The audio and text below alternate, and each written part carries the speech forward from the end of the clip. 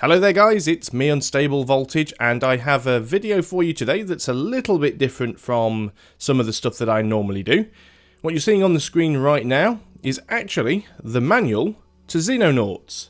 Now, little disclaimer right here before we start, this particular video isn't going to contain any gameplay footage. What I'm doing this for is to talk a little bit about some of the mechanical changes present in the new Xenonauts game that are different from the original XCOM game of 1994. So if you're not interested in that sort of thing, then skip this video and wait for me to start doing the playthrough, which won't be too long from now.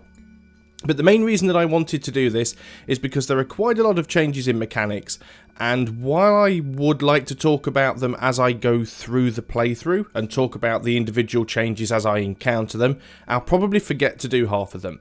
And I know there's quite a lot of people who were big fans of the original XCOM game, are looking for a replacement for it or an update for it, and I thought this is a good way to let those people know what they can expect from Xenonauts, what has changed, and what has stayed the same. So I've highlighted a few things in the manual that I think are significant changes or bits of information that's well worth knowing. And I'm just going to quickly go through them and let people know what they are. So for those of you not familiar with XCOM, the original XCOM Enemy Unknown or XCOM UFO Defense, created back in 1994 by Julian Gollop and Mythos Games, and it was well ahead of its time. You know, it was one of the very early sort of 4X games. It had a brilliant theme, it was very atmospheric, the mechanics were brilliant, and 20 years later on, people are still playing it.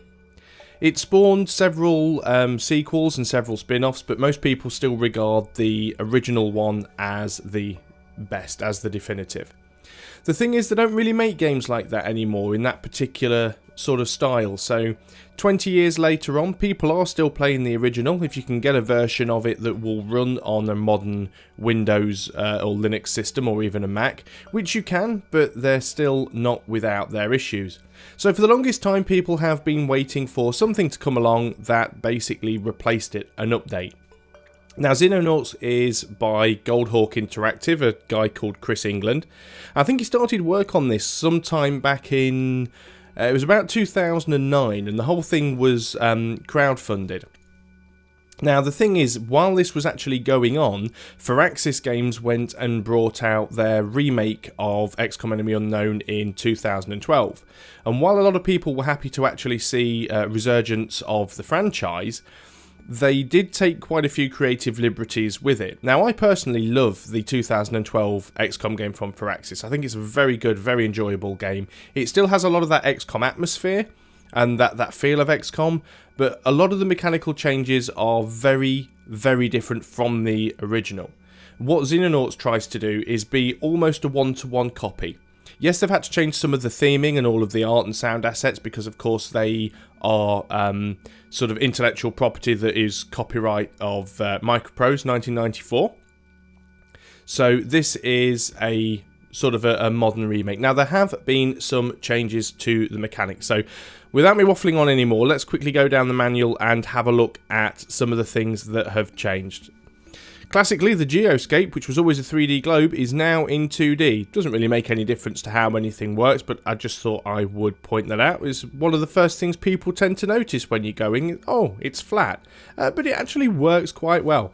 According to Julian, actually programming the 3D geoscape in the original XCOM was one of the most sort of challenging things of the time, but it did work out rather well, and the game is very, very memorable for that. So let's continue to go down. Now, the funding council, I think there were actually more funding areas in the original XCOM. I can't actually remember, I'll have to look it up, but you've got 10 funding areas in funding regions in Xenonauts, and as it says here, funding is mostly tied to how well you deal with UFOs that spawn on the geoscape. So shooting down UFOs improves funding with the appropriate nation, or the closest one if it's shot down over the sea, but funding increase is capped at twice the starting value. So the idea is you really want to shoot down every single UFO. If you leave any UFOs to fly around without taking them down, you'll start to get a negative penalty with those funding regions. Also, if you lose enough funding regions, the game ends. Not sure if that ever happened in the original XCOM, because I never lost enough funding regions to find out, but one thing that did make the original XCOM doable if you lost a lot of funding regions is that you could set up manufacturing bases, and you could actually manufacture goods for profit and still make money that way. Completing crash site, so once you've shot down a UFO and you go down there and complete the site, doesn't actually increase the local funding unless the UFO has landed. Because obviously if a UFO lands, you can't shoot it down.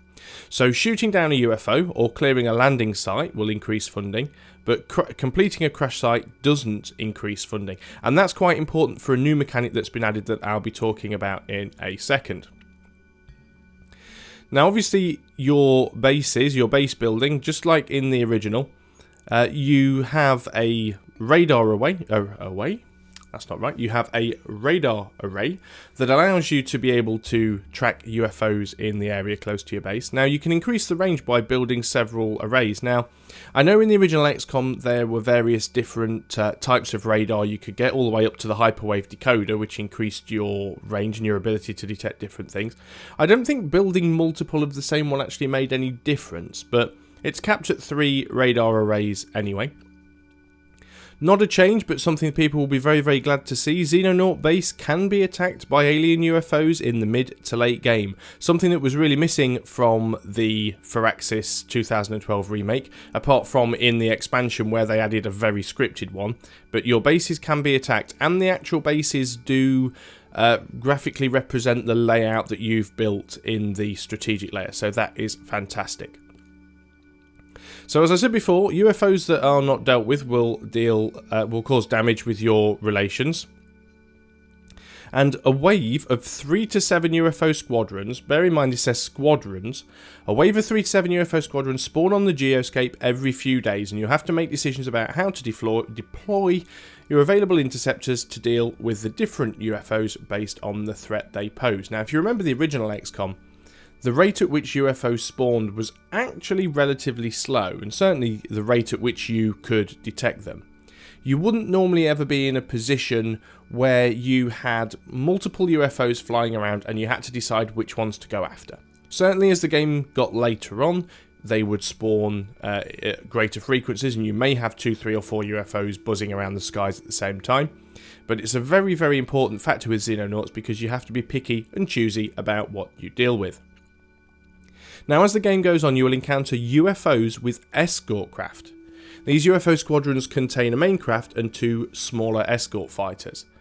Now you'll almost certainly want to send more than one interceptor against these squadrons. Only the main UFO need be destroyed. If this happens, any surviving escort craft will abort the mission and withdraw. Now, the air combat is one of the big significant changes with Xenonauts, but there's a little bit more about that further down in the manual, so I talk about it when I actually get to that point.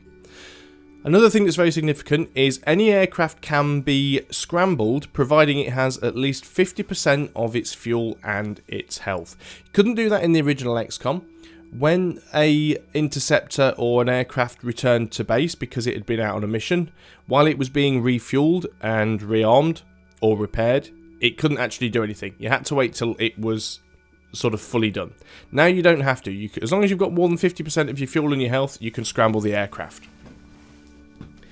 Another very important and significant change is that if an aircraft is now shot down in combat, it'll crash land.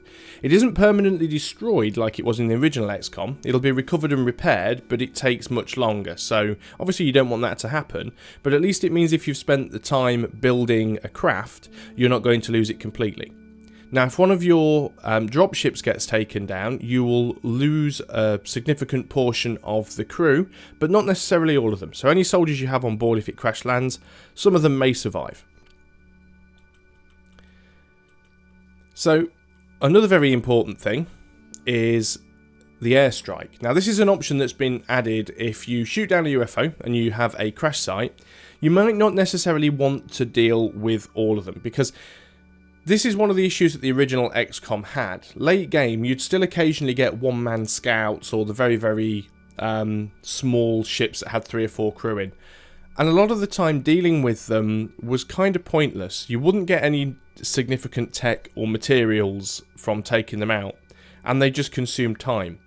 What the Airstrike in Xenonauts allows you to do is to essentially obliterate a crash site.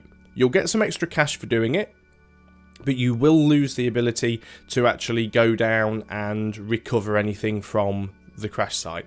But it's brilliant late game. If you've got lots of these little crash sites that are around, you need to deal with the crash site. So if you're not going to go and send your troops, you just airstrike it and it removes it from the map. Best way of doing it.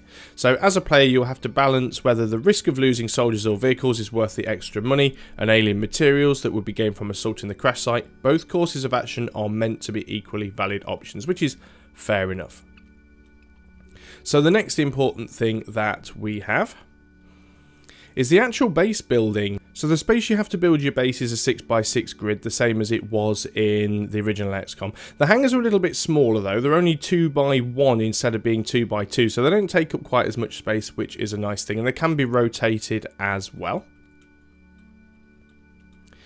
Now research, there's a little typo here, so ignore that, but well, it's actually on this line. Scientists assigned to a project suffer from diminishing returns. So the first scientist works at 100% efficiency, the second at 99, the third at 98, and so on. Not too sure how that worked in the original XCOM, but essentially what this means is you can't just double the amount of scientists and half the amount of time that the project is going to take. It doesn't work like that. You'll eventually get to a point where throwing additional scientists at a project isn't going to help because they'll make so little difference it won't be worth it.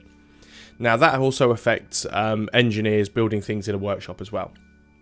Now this is actually a typo, I think this should say bases.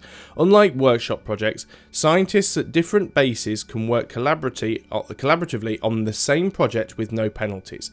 So you can actually have 10 scientists at base A, 20 scientists at base B and 5 scientists at base C, and you can have them all working on the same research project at the same time, and it will all be put into one collective research pool.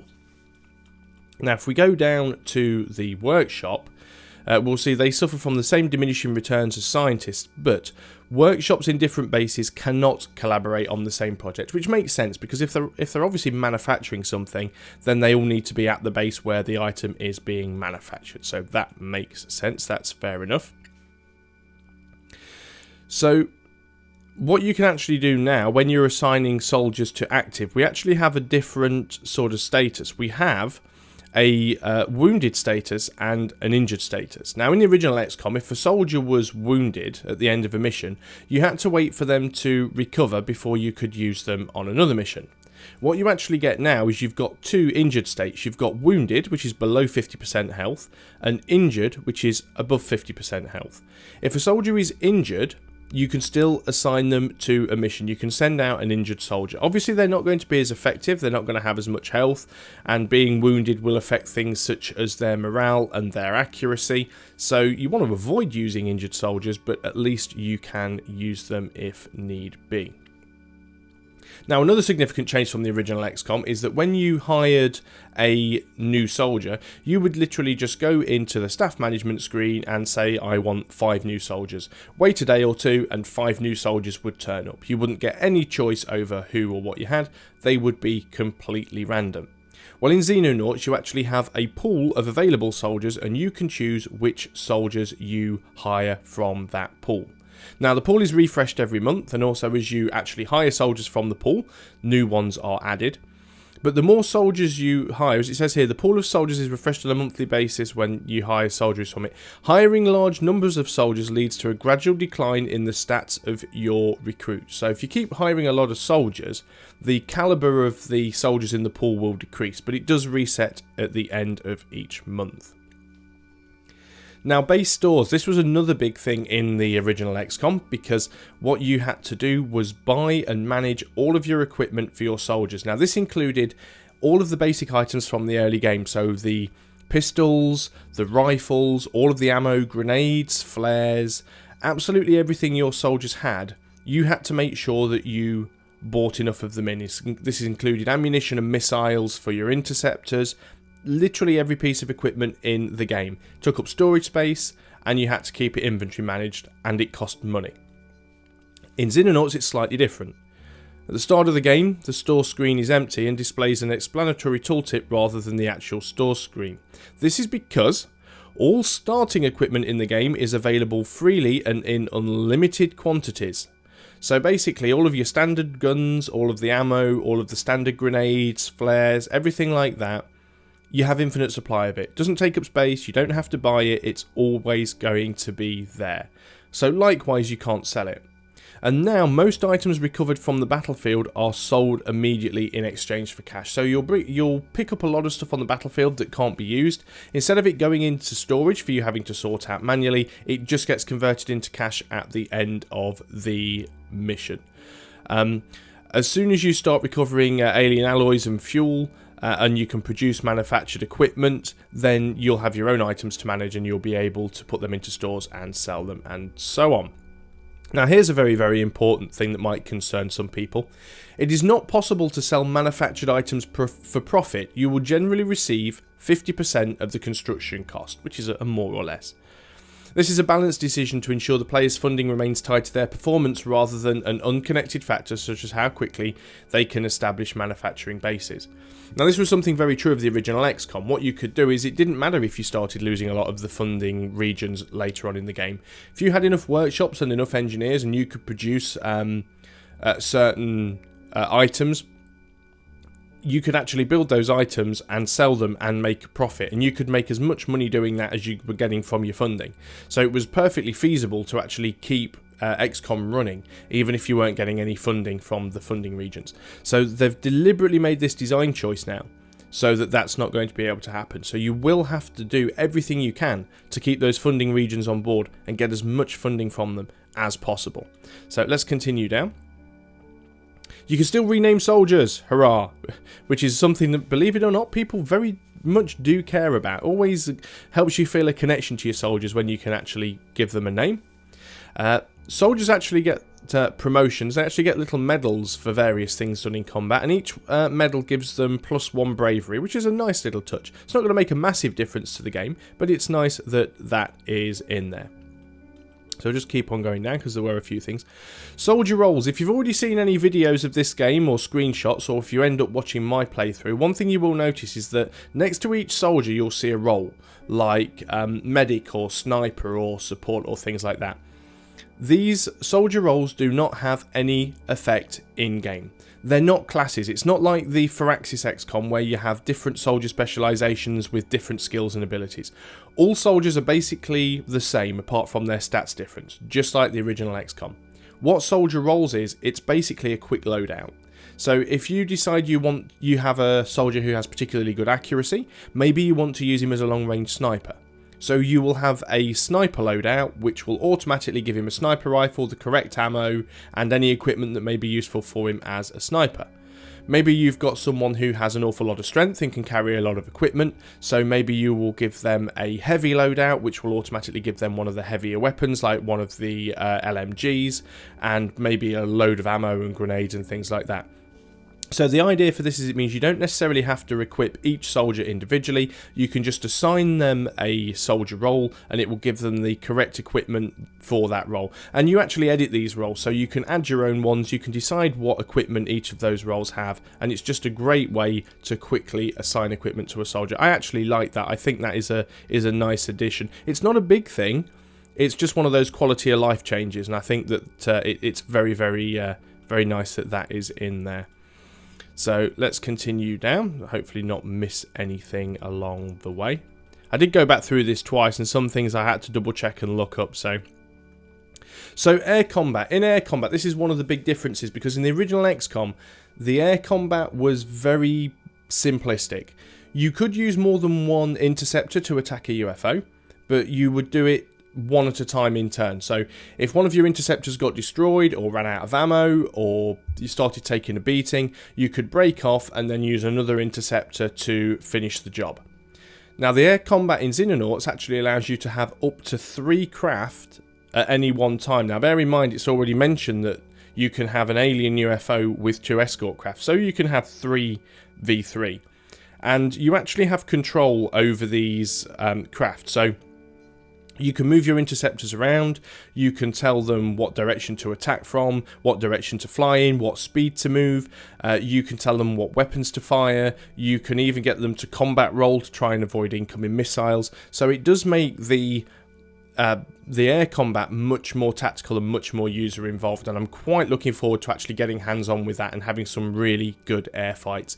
You can auto-resolve them, of course, but like with anything, auto-resolving isn't always necessarily going to give you the best outcome. It gives you a percentage chance of a win, and you just have to hope that the random number gods fall in your favour. So maybe you're like me and you like to do everything manually, because at least you know if you lose something, it goes wrong, it's your fault. It's not just because you've been stiffed by a random number generator.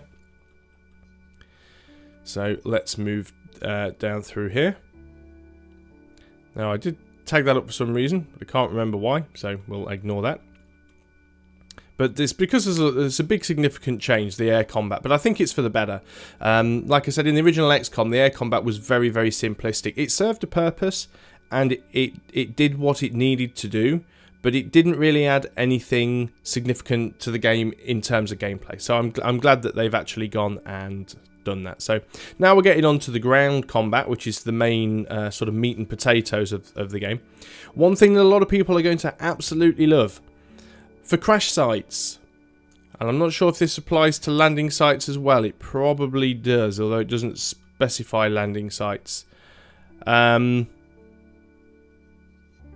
double checking. Anyway, the mission objective in a crash site is to eliminate all alien units in the mission, or to clear the UFO of all aliens and keep a soldier inside it for 5 turns. Now this is an absolutely great addition, because in the original XCOM it was a known issue sometimes that you'd always get one alien that managed to give you the slip, and you'd run off and hide in the corner of a desolate barn somewhere, and you could often spend an awful lot of turns sending your units around the map trying to find this one alien. Very often you'd split your crew up and you'd go searching in buildings, and you'd probably get 1 or 2 of them killed, and it was really, really annoying. So in order to stop that happening, now we have this great little mechanic where you can just clear the UFO, keep a soldier in it for 5 turns as a sort of a King of the Hill type event, and that ends the mission, which is absolutely fantastic.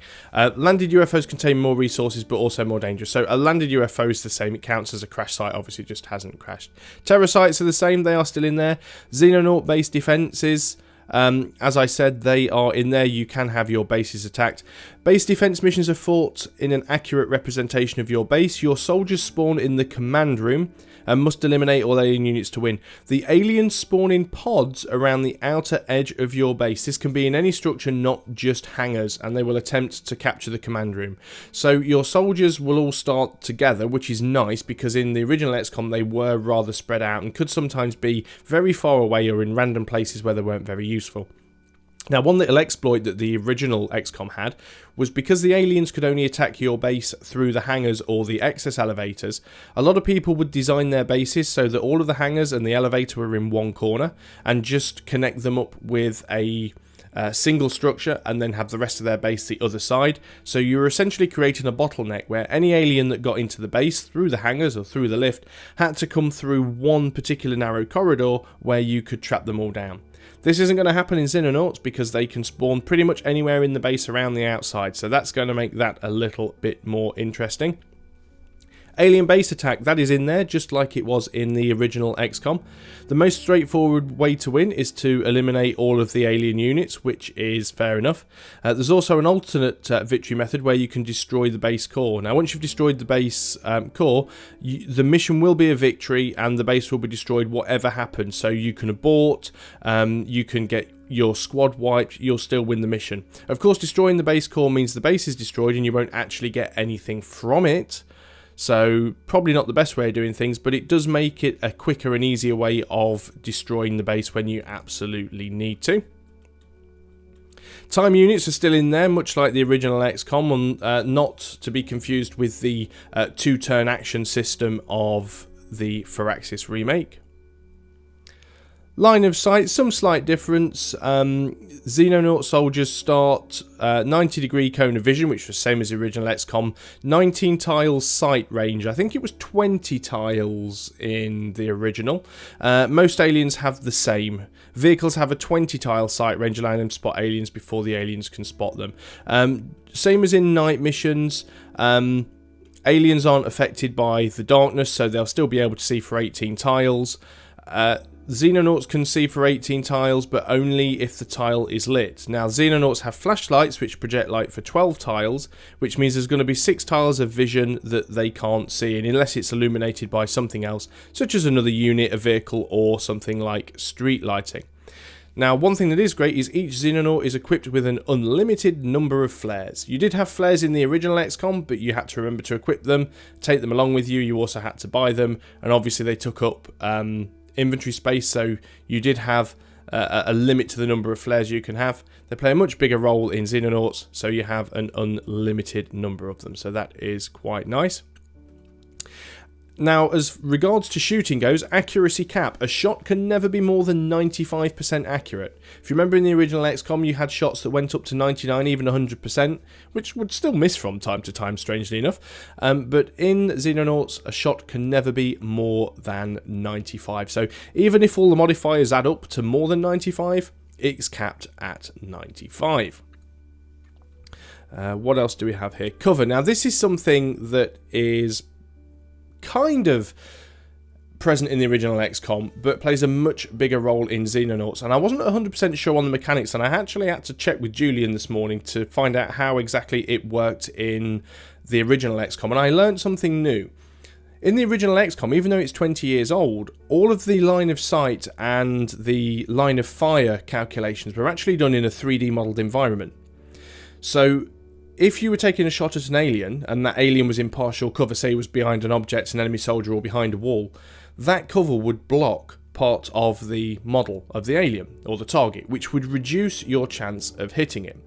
So if you hit the alien, fair enough. If you didn't hit the alien, because you had a reduced chance of hitting him, then there's a chance that that shot would then hit the obstacle, be it a wall, or something that explodes, or more often than not, the back of one of your own soldiers' heads. But it was very, very cleverly done to actually work out where the shot was going to land.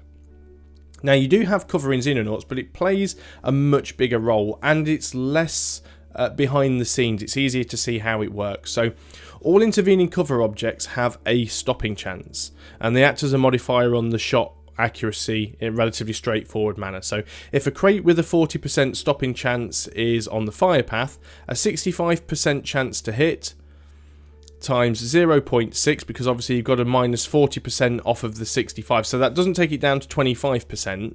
That's 40% of whatever that value is. So 65% chance to hit times 0.6 is 39% chance to hit. So the shot is 40% less likely to hit than it previously was. 2 further rules that modify the use of cover. Covering an adjacent tile to the shooter is ignored, which is fair enough, because if you're crouched down next to a crate, you don't want that crate to actually hinder your shots. And it makes sense mechanically, it also makes sense thematically, because your soldier is either shooting over the cover or shooting around the cover. So, you know, this allows you to shoot from out behind cover without affecting your aim. It can be used both ways though. If an alien is behind cover, running up to the other side of cover will negate it entirely. Only 1 cover penalty is applied per shot, the highest, so that's a useful thing. If a shot passes through a crate with a 40% stopping chance and a barrel with a 50% stopping chance, only the 50% stopping chance penalty is applied. So you can actually shoot through a hell of a lot of cover, and only the highest stopping chance piece of cover will be counted against the penalty. Now, as I was saying, as Julian explained to me, that XCOM used a sort of a 3D engine to generate where the shots were going to go. Xenonauts doesn't do that, so there may be instances where you actually see a shot that misses. It's calculated as a miss, but graphically it might look like a hit, and vice versa. Now, we did see this happening in the Phyrexis remake, where it looked like shots had hit when they actually hadn't. So remember, when the graphics don't match the numbers always take priority. So just a couple more things, not much at all actually. I think we've covered most of the changes. Reaction fire works pretty much the same way as it did in the original XCOM. You have initiative, which is basically your reflex statistics multiplied by the percentage of the remaining time units you have. So obviously the more time units you have at the end of your turn, the more likely you will be able to get off a reaction shot. And obviously that's compared to the aliens initiative, and the unit with the highest initiative wins basically. But you also have weapon modifiers now. I believe the original XCOM didn't have that. It was just reaction stats or reflexes times percentage of remaining time units. Weapon modifiers mean that certain weapon modifiers actually give you a better chance for reaction fire and some impede it. So for example, a unit on low time units or with a low modifier weapon like a sniper rifle is highly likely to provoke reaction fire. So obviously you can't really take a reaction shot with a sniper rifle because it has a scope and it requires aiming. But weapons with higher reaction modifier like shotguns are much more likely to get a first shot off. So shotguns are very, very useful for assault troops going into buildings, hiding around corners. If an alien walks in front of you, you're much more likely to get the first shot. Now, another thing that has been added to the combat as a completely new mechanic is suppression. In battle, you'll almost certainly see units being suppressed, signified by a blue icon above their heads. Now, it has 3 effects. Suppressed units will immediately crouch. Doesn't cost them any time units to do it, but it does make them crouch. Now, crouching actually gives you better accuracy, and it also gives you additional cover. So, by suppressing an enemy, it's actually getting better cover. Suppressed units immediately lose all remaining time units, which means they won't be able to reaction fire on that turn. And suppressed units only receive half their normal time units during their next turn as well. So it's significantly going to reduce what they're going to be able to do on the next turn. So each unit has a suppression score which starts at the unit's bravery attribute, and every turn the units regenerate 25% of their maximum suppression score, but it can never exceed your bravery. So essentially, the higher the bravery of a soldier, the less likely they are to be suppressed, but they can still be suppressed if they have enough suppressing fire shot at them. So that's pretty much it for the new mechanics. One thing that does seem to have changed, again, not sure quite how this was calculated in the original XCOM, but when unit morale gets low, you've still got the same 3 basic things that can happen. A soldier can panic, which is where they basically just lose all of their time units for the turn and can do nothing. A soldier can flee, which is where they basically drop their weapon and just wander off in a random direction. And they can go berserk, which is where they will fire at random. Now, I believe in the original XCOM, they just used to basically run around and fire shots off in random directions, and occasionally they would hit something. But in Xenonauts, the soldier will fire at a random unit in their line of sight, but it does prioritise hostiles over friendlies, which is a nice thing. Doesn't necessarily mean it won't fire at a friendly, but it will prioritise the hostiles. And that's the theory, at least. The only other thing really that I thought was worth mentioning is Casualty Recovery. Most likely your team will have injuries, wounds or deaths. A new system in Xenonauts is that of Casualty Recovery, a small chance that a dead soldier may actually survive the battle. A soldier has a 50% chance of survival if they are reduced to 0 HP in combat, unless jibbed or zombified.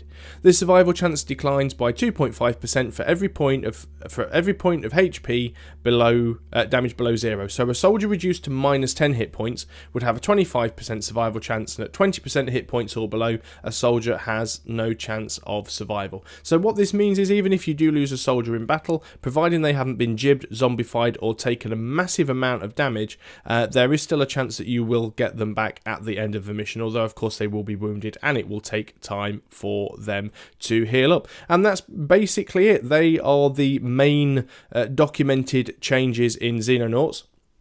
I've got a few things planned to do video-wise with Xenonauts.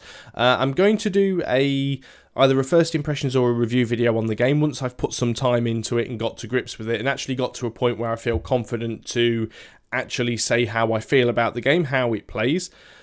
And also I'm going to do a playthrough as well, because I know you guys would like to see that. What I intend to do is start the playthrough first, and I'll be doing that pretty much blind. Obviously I do have a lot of experience with the original XCOM, so I'll be doing the first playthrough pretty much blind. I'll get to a point then when I can do the first impressions or review. One thing I'd also like to do, I'm not sure if it's going to happen yet, so no promises, but it would be nice at some point if maybe I could get Julian involved with a video or two, because it would be absolutely great to hear his opinion on Xenonauts, specifically you know, as this game was pretty much based on his original work, although Julian is very, very busy at the moment with the development of Chaos Reborn. I'll put links below this video, so there'll be a link to the Xenonauts website over at Goldhawk Interactive if you want to go and check them out. You can also buy the game. It's available on Steam and all the other good outlets, but I'll link straight to their site, which is the best way to doing it. Also, I've just mentioned Chaos Reborn. I'll put a link down to that at the bottom as well, in case any of you are still interested in that. You can still the game is still in development. There'll be an alpha build coming out soon that will be playable for all those people that backed it on Kickstarter and other various channels, and also you can still back it now if it's something that you're interested in, but you should certainly check it out. There is still a public prototype available if you want to go and have a go at that. But yes, that is going to be Xenonauts. I'm really looking forward to playing it, and hopefully now you guys who were a little bit unsure just how different or how close it was going to be to the original XCOM. I think looking at it, it's very, very close. Yes, there are some quality of life adjustments.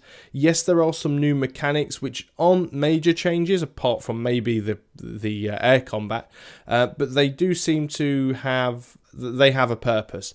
It's always difficult, I appreciate, when you're making a game that is a remake of something from so long ago, because you want to make changes, but if you make too many changes, you move too far away from the original, and that upsets a certain percentage of people. And then there are a lot of people who want new stuff, and if you don't make enough changes and don't fix some of the things that didn't work well in the original, that upsets people as well. And it seems that Goldhawk Interactive have found a very, very good balance to try and bring some of the things into the modern era, sort out some of the issues the original game had, but at the same time try and keep it true and faithful to the mechanics of the original XCOM. And I think that's the best that they can do. And the game does have modding support as well, so there's a lot of potential for people that aren't necessarily happy with the way Xenonauts works to be able to make their own changes to it as well. So I'm quite looking forward to seeing that. So that's Xenonauts, or at least an overview of the mechanical changes, and I will see you guys on the Xenonauts Let's Play. So until then, goodbye for now.